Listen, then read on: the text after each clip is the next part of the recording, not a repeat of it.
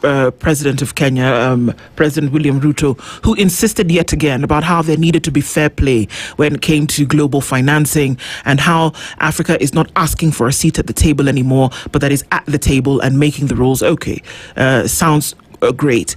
But then let's look at some of the agreements that were made during this summit and whether they actually look in the proper direction. A lot of people are talking about the thought that Africa's nations need to be economy facing, and if they're not economy building facing, then we are wasting time. The Nairobi commuter rail upgrade, about 12.5 billion shillings. There's some of the major agreements that investment deals signed between William Ruto and Emmanuel Macron during Macron's visit to Kenya and the Africa Forward Summit in Nairobi over the last couple of days. 12.5 billion shillings for rehabilitation and modernization of the Nairobi commuter rail lines, linking areas such as Syokimau, Embakasi, Roiro, Kikuyu, and the Ruta Ngong corridor. $800 million, that's about 904 billion shillings. Port Logistics and Infrastructure, JV, partnership involving logistics and cargo infrastructure connected to the Port of Mombasa.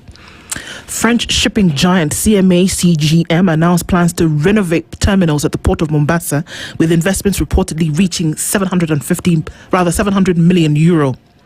Energy and climate, the Kipeto wind farm expansion, additional 100 megawatts wind power expansion worth around $250 million.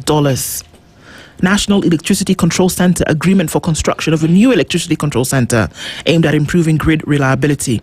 We keep going on and on. XN, Masinga Dam rehabilitation, nuclear cooperation, which Ochanda is very excited about, sustainable aviation fuel, digital and technology, agriculture and trade, 5.6 billion shilling engineering and science complex at the University of Nairobi, plus technical equipment support for 4 Kenyan universities, health and blue economy, broader investment commitments to the tune of 1 billion euro in Kenya-focused investments. All of these were inked. I mean, it goes into the detail, but you get the main picture, and I'm sure you looked into some of these. The very simple question, when we're talking about nations needing to be economy facing, these are good things, are they not? I think they are good things, but it depends on who you are. Okay. If you look at the list, it's quite long. Very long. This is what I've done is not even scratch the surface. Yes, in fact, we can spend the next 30 minutes just looking at the list itself. Yeah. And I think it's a good statement that we should be economy facing, because when KK or Kenya Kwanza government came to power, that was our dream, that we should put politics at the back and economics at the front. But that has not really happened. The question should be, and maybe the first question in our discussion should be, what would China or the UK or the US and other big economic powers say about this investment program? Because French are not in Kenya alone. A lot of other people are here. Yes. The Chinese have been here, big with the SGR, with the expressway, with the port of Ramu, and very many other projects. So I think French have come to compete with other people who are deeply entrenched here. And I would like to know their reaction. But if you look at all these projects, if they are implemented, I think would have an effect. But the big question I should be asking is, we know yesterday and the day before yesterday, the 2-day summit, we know there are some people who benefited. Yes. If you own a Uber transport company, if you own a hotel, they really did very well because of the demand for those services. So there are benefits in the short run. So the big question to be asking is, if all these projects are implemented, who will benefit in the long run?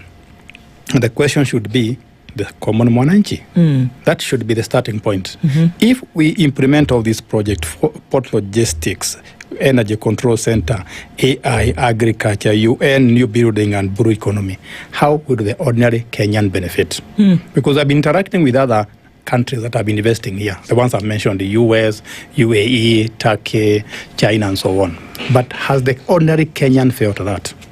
So the best test of this summit, whether it was successful or not, is to find out if Wanjiku, as we try to use it, is the word we use all the time, is to find out if Wanjiku will feel it. If I go to Kakamega, if I go to Shamahoho, if I go to Meru, if I go to Machakos, 1 or 2 years from now, and they start saying, I think there are more jobs for us. I think our agricultural products have a market. As before I came here, I was sitting outside here, and I remember seeing on one of the WhatsApp groups, somebody from Bonanga sent a message. In fact, it was an SOS message. And he was saying, I have 3 tons of avocados that I need to take to the market. 3 tons of avocados I need to go to the market. So the test of pudding is eating. And let's see how ordinary Kenyans are going to benefit from this summit. That's my take. Off the top of your head, do you see from this how ordinary Kenyans will benefit as a result of this summit? Maybe in the long run. Okay. Maybe in the long run, but not the short run. Because when you talk about port logistics, we know ports need to be efficient. So if they are efficient, then we expect the cost of goods and services to go down.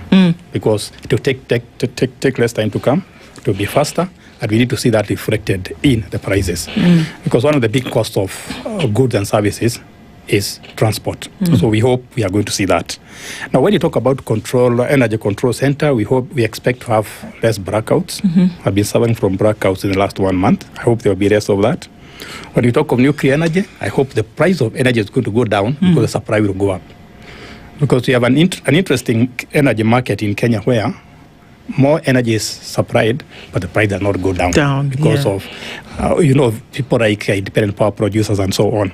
Agriculture is the mainstay of this economy. So will Kenyan farmers have bigger markets in France or European Union? So that if I have potatoes, if I have avocados, if I have tea, if I have coffee, I have a market for it. Now, my biggest concern is I was looking at the trade between Kenya and France.